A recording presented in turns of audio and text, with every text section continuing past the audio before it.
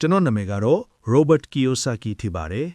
Rich Dad Poor Dad စာအုပ်ဆိုတာကျွန်တော်ရဲ့အယောင်အရဆုံးစာအုပ်တွေကတအုပ်ဖြစ်ပါတယ်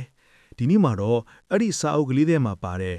ESBI ဆိုတဲ့အကြောင်းကိုရှင်းပြပေးသွားမှာဖြစ်ပါတယ် ESBI ဆိုတာကမ္ဘာကျော်စီးပွားရေးပညာရှင် Robert Kiyosaki ရဲ့ Rich Dad Poor Dad စာအုပ်ထဲမှာရေးသားထားတဲ့သူ့ရဲ့ Cash Flow Quadrant ဆိုတဲ့ theory ဖြစ်ပါတယ်လူတွေဝင်ငွေရှာတဲ့နီလန်၄မျိုးကိုဖော်ပြထားခြင်းဖြစ်ပါတယ်ဝန်တန်းဒါကတော့လူအများစုဖြစ်ပါတယ်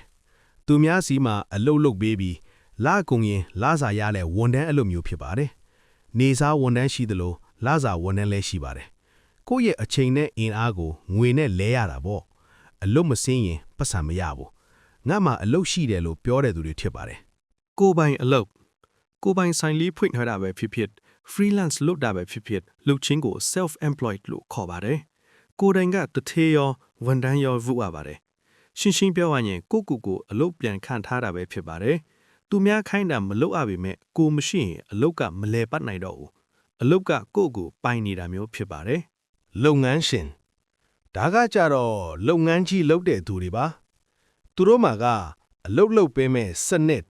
system နဲ့ဝန်တန်းတွေရှိပါတယ်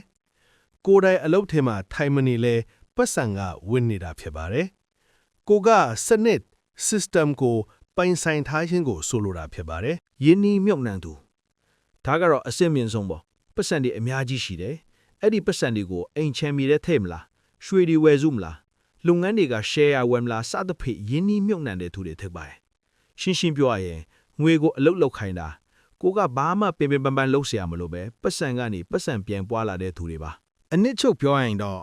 ဘယ်ဘက်ချမ်း E နဲ့ S ကလူတွေက